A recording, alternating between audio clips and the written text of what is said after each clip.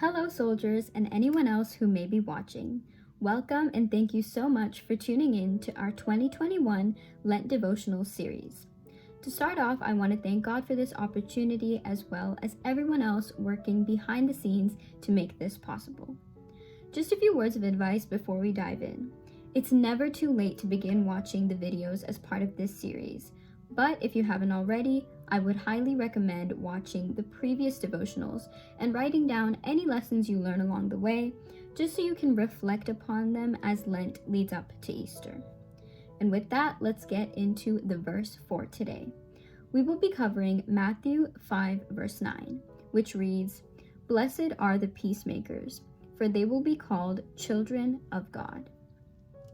For some context, this verse is part of Jesus' famous Sermon on the Mount, in which he speaks to a large crowd of people and provides them with the Beatitudes, 9 attitudes that embody Christian behavior. And because Jesus knows that the Christian walk is long and hard, he even offers rewards with each Beatitude as statements of blessing over our lives, so we will be even more motivated to follow him. Now, as we look into Matthew 5, verse 9, let's break down the first part of the verse that says, "Blessed are the peacemakers."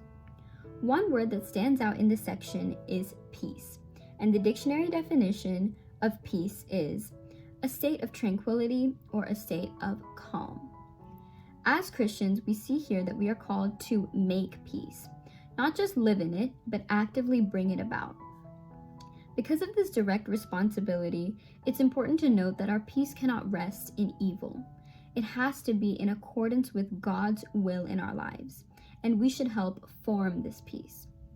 Now, when we first think of peacemaking, we might think of mediators that make peace between two separate parties, with stopping a fight or staying neutral on social media as some examples.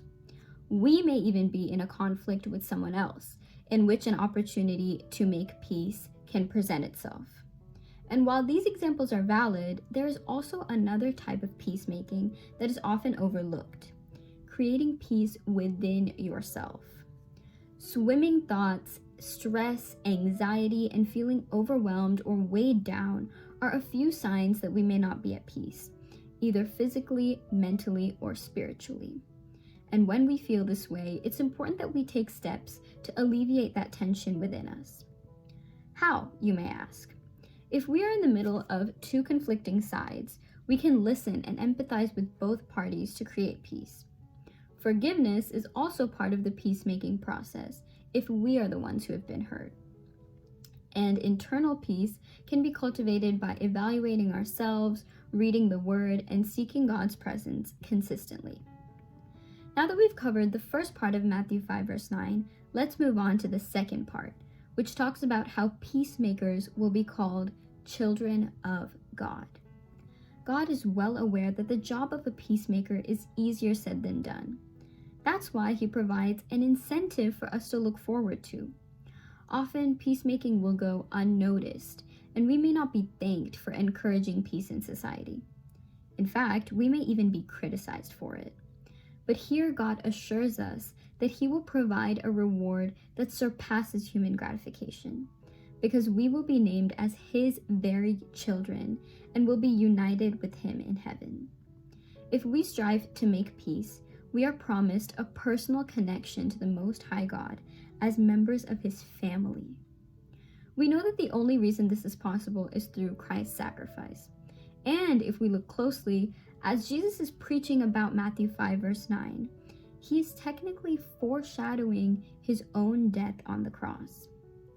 Jesus was the ultimate peacemaker because he stood between humanity, who rebuked him, and his Father, who allowed him to go through suffering. But by this very suffering, he was united with God and also allowed peace to enter so that our relationship with God could be restored. That's why I think Matthew 5, verse 9 fits perfectly with the Youth Fellowship Lent Devotionals theme, Enough. Through Jesus' sacrifice, we are made worthy of being God's children.